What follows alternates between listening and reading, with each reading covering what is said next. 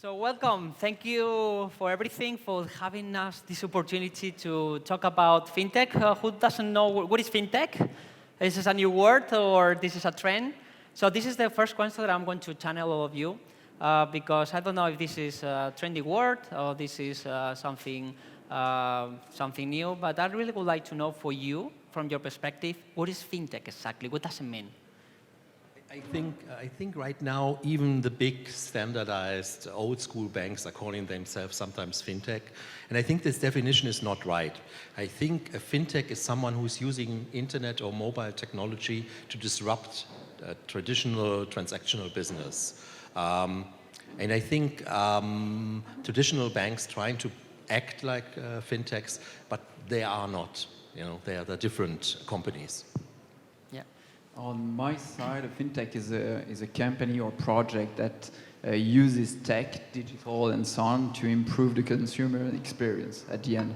So it could be as part of the banking evolution.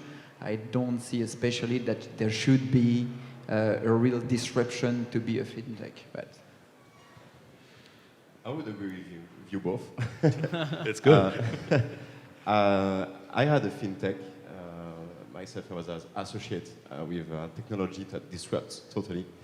Now I'm part of the biggest fintech I can think of. It's the French Ministry of Finance, which is actually pretty big. So at the end of the day, it's just the ecosystem, product or services that helps new market to overcome the needs of the users. Yeah, interesting. So having said that, let's go back a little bit to the past. What happened a couple of years when we have the first word fintech written somewhere in the media? And I would like to ask you exactly, what do you think that happened at that moment? Why fintech started to be something in fashion, something in our mouths? Not just simply a buzzword, but something that was exactly doing a channeling. Well, it supposedly was a threat at the moment, but maybe they could give also opportunities to the banking system. So what do you think that happened at that time? I think there is a huge boom now when it comes to fintech solutions. Interestingly enough, most of the guys who are running successful fintechs are coming from a bank background. Most of them come from a customer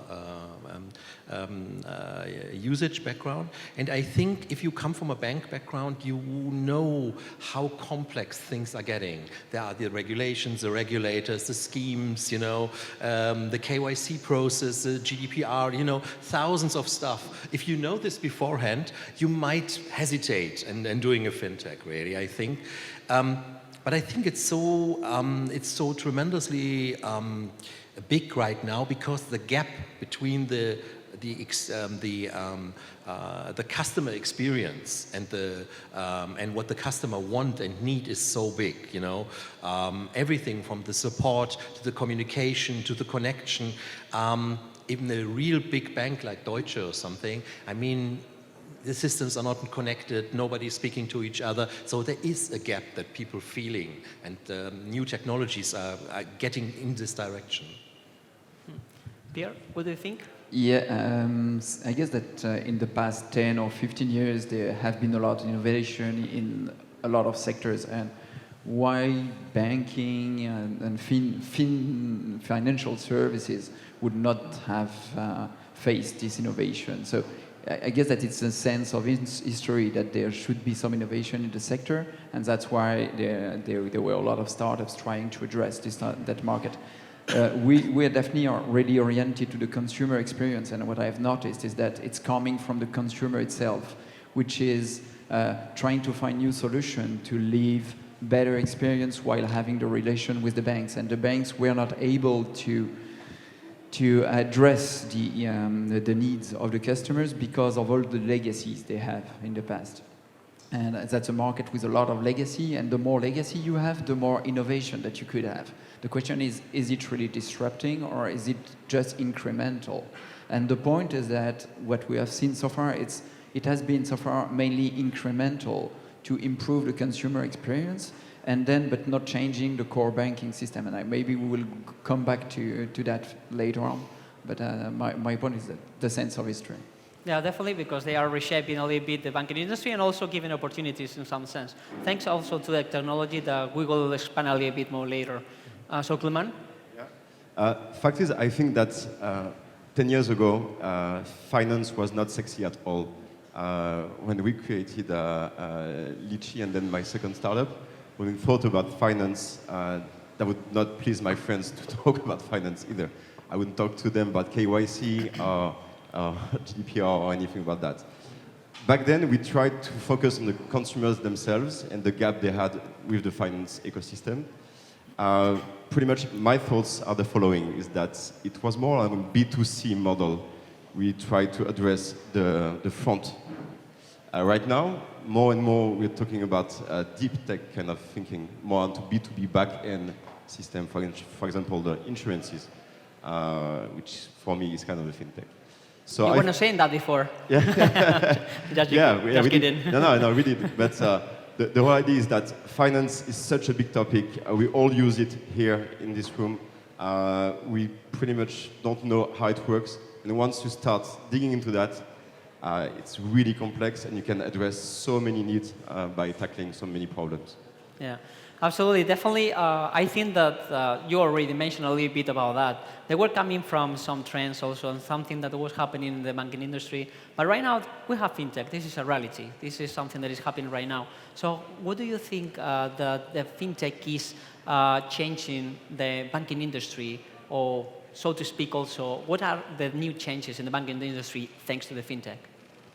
I think you are right. So in principle, if you're a startup like N26 or Revolut, you do the same stuff that the bank is doing. You issue cards. I mean, there's on the process, there's nothing new. What is new is a channel. The channel means there are no branches anymore. Everything is in real time. All the support is automated, stuff like this, you know. And I think the next thing is real time. When you look at traditional banks, the services, even in Germany, the big banks, they have badges there and there, so nothing, it's very hard, and you can't blame them because they're working with legacy technology in a lot of core banking systems. But to the ability to perform real-time transactions and show you a real-time balance, to do forex, to do additional services all in real time. I think this is a total new element that has not been there in the traditional world of banking. So, which would be your predictions in the future? If you could say what is going to happen in the future, because we were talking about the present right now, something that is happening. I think in the future what we see, I mean, what you can see quite clearly. So there are a lot of startups now, but what you see is that the big tech companies, they go into the banking. We all have heard about the press release of Apple releasing a card. You see Amazon is going with the Amazon wallet, going into payment and banking. In Germany, in some places, you can pay at traditional retailers with Amazon. They're testing the waters here, you know. Google will go in this direction. I mean, a tech company like Apple is having this top news, you know, the Apple credit card, something like this. So I think what comes now is the engagement of the real big tech guys in this market, and this will disrupt what is happening so far. Because I think that people trust a company like Apple or Google or maybe Amazon more than a traditional bank. Yeah. What do you think, Pierre, in this case? For the future or for the... More for the future, what is... Maybe coming back to your first question on how, what has happened is, for an investor perspective, there are two parts. There is the B2B, so the services that the startups could offer to the bank to defend their business, to help them innovate internally and address the customer needs. And then there is the other part, which is the consumer side, with all the fintech, as you say, the number 26, Revolut, which are coming with big marketing, with a big brand, to offer new services which are more in line with customer expectations. And I guess that we have to distinguish the two of them. And maybe the first one are more disruptive, because they have to enter the core banking system of the existing banks and to adapt, etc. And they have real tech. For number 26 Revolut, that's less techy, I think, that this type of companies. And we have to distinguish that. And I will come back maybe for the perspective after, if you prefer. Yeah, absolutely. But for example, let me ask you one question. Could you consider that the B2B model is giving capabilities and opportunities to the banks, and the B2C inspiration, maybe, so to speak? The B2C gives inspiration because it makes the customer needs real for the banking, the existing bank themselves. When a traditional bank see the success of a number 26 or Revolut, it may have some question in their product roadmap to see how they can adapt for the next customer needs. So the B2C is helping also the existing banks to identify what could be their next product and how they have to evolve for the future. And the B2B are more answering sometimes these questions. Fortunately, I have to leave because I have to catch my plane. We know, no problem. Sorry, please, just a short applause. Sorry. It's fine. He has a flight to get. He's not going to miss it because he's here, so no problem. Sorry about that. Clément? Yeah, I don't have any flights. So how the with me. FinTech is reshaping the banking industry then? I'm going to just share an experience we had. When Céline created Litchi.com, for those who know it, it's a money pool in France and Europe, pretty good. What we saw at some point is that we cannot do the business without the banks themselves. Yeah. Because at the end of the day, what you said, the infrastructure, at some point you have to use banks. So I'd say, kind of what you say, the B2C part is really inspiring, and it's really nice. But at the end of the day, the B2B part is going to bring value to the end customers. That's why we created, for example, a payment API, which is called Mango Pay. And that's why, for example, out of the 3 new unicorns you have in France from last month, 2 of them, Kiribia and eFront, are B2B asset management systems, kind of. So I'd say even N26 and Revolut, at some point, they use the banking systems. Yeah. So the front is really nice. They're doing things way faster for so many reasons. But at the end of the day, it's just a cooperation that at some point is going to either end up in cooperating between the two, or one out of the two is going to take up the lead onto the technology. Yeah, absolutely right. If I have to make my short opinion, is that definitely fintechs they are giving opportunities to the bank, mostly in the B2B model, because they are banks, they can incorporate fast technology that is giving them new capabilities that otherwise they couldn't have. For example, biometry, things related to data analysis, portfolio, personal financial management, another kind of capabilities that they are in the market available for the banks, and just the banks they have to plug in in order to accelerate the digital transformation. I totally agree with you.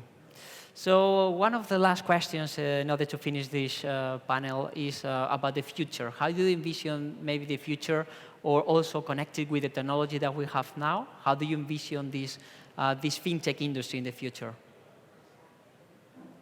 I guess that it will evolve always based on the customer needs. We have one company in the portfolio right now, which is called Margo Bank, for example.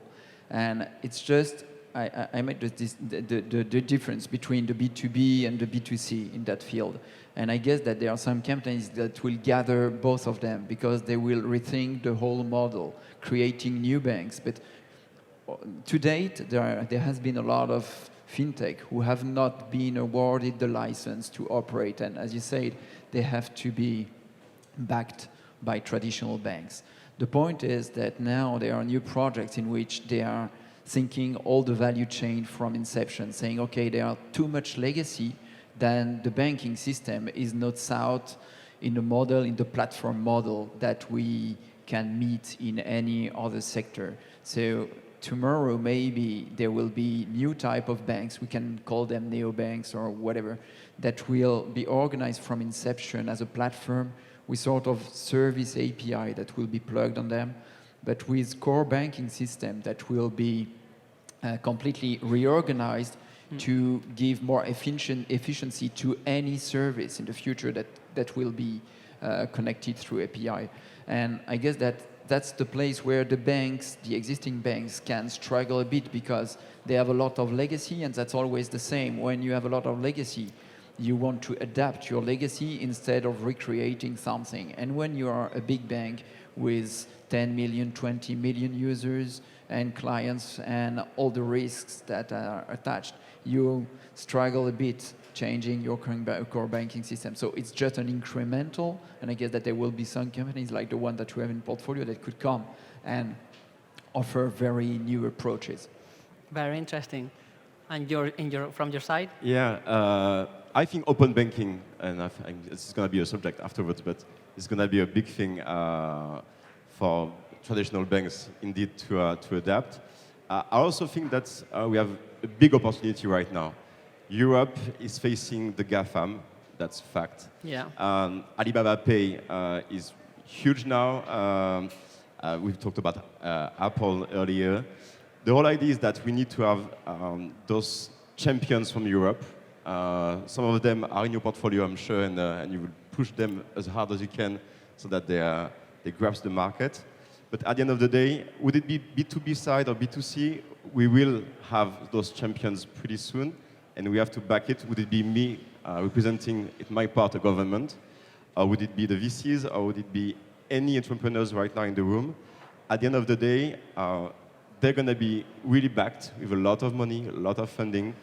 And that's why those companies in your portfolio and the ones in the VCs here will have to tackle the same subject at the end of the day. Yeah. I'm going to have the last question just to finish this panel. Maybe that question is going to be a little bit channeling, so feel free to answer whatever you feel like. But imagine that in the future, well, currently we have some global products coming from, for example, product of Netflix is Netflix everywhere. Works the same here in Spain, works the same here everywhere. Or you go to Amazon, for example, Amazon works exactly the same. They have the same services, the same brand, and this is the same product everywhere and the same service. Would you think that in the future, the FinTech are going to be global, so global that in the end they are going to keep maintaining the same, let's just say, brand or capabilities or services operating globally, despite the local regulations, of course? But could it be possible to find these global scale products and services? Channeling question, I said that before. Yeah, sure. No.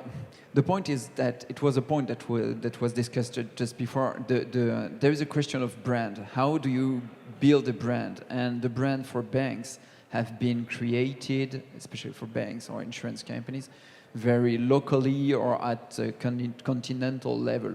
For example, in Europe, we have big insurance companies which are known in France, Germany, Spain, etc., but they are not very known in the US or in Asia. So that's not worldwide markets. That's maybe continental at maximum.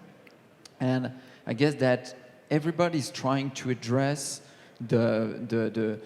what is key is the transaction at the end.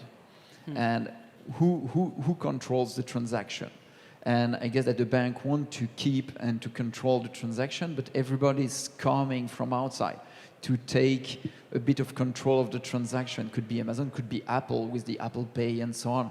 And they are all creating new services to try to prove to the end customer that they are the better to do that. So I guess that traditional banks might struggle creating a worldwide leader from a continental point of view. I guess that players like Apple or whatever have better chance because they have a big brand from inception, so they can address the market easier. But I guess that there are places for everyone because I don't know exactly the statistics, but on my side I have several bank accounts. I have still the account that I had when I was a child. I keep it. And I guess that there is the legacy even in the customer mind to not to be linked to the only one bank or whatever, and you don't want to be like in a jail with your financial services. So I guess that there is room. The point is what is the place that you want to take and what's the real service that you want to give. Yeah, interesting. So let's finish with your answer. Clément? Yeah, I totally agree with you, which is a good point. But at the end of the day, I would just add some more things. For example, when you go to South America, when you go to some places in Europe, you have so many local means of payment, which are really attached to the heart of the people living there, that to me, it's going to be just ad hoc method of payment. Apple Pay, I'm using it with my phone. But at the end of the day, I also have my credit card from Revolut, and I also have my credit card from my French bank. So you're just going to add up different means of payment. Of course, in terms of branding, it's easier, but let's go back to the back-end system. It's such a struggle to adapt to any countries. For example, we talked about KYC. Yeah. So for those who don't know, KYC is just to know your customer rules. So you have to identify people that take or pay money in a certain level. At the end of the day, those things are just going to be changing from one country to another. We have big luck in Europe because we have the same money system, which is really a big thing. Let's adapt to that, and maybe again we'll have a European champion that can overcome some of the Apple Pay. All right, And very so on. interesting. So Pierre and Clément, thank you very much for being here. It was a pleasure to discuss with you everything related to FinTech. Thank you for inviting. Thank you. Thank you.